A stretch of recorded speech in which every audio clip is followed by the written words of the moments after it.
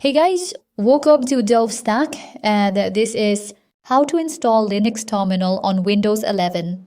Type CMD on the search bar, then right-click on the command prompt and select Run as administrator.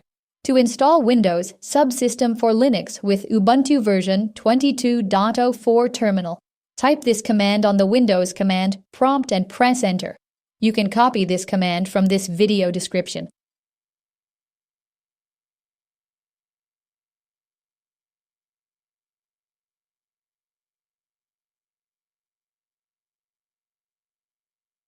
Once the installation is complete, close the command prompt and reboot your PC.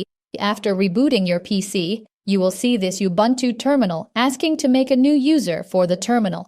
Enter your desired username and password.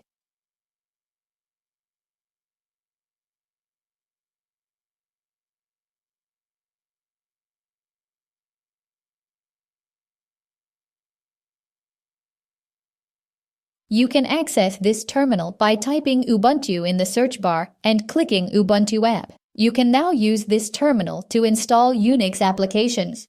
If you found this video helpful, please like and subscribe. And if you have any questions, just go ahead and comment below. We'll do our best to answer them all. See you in the next video.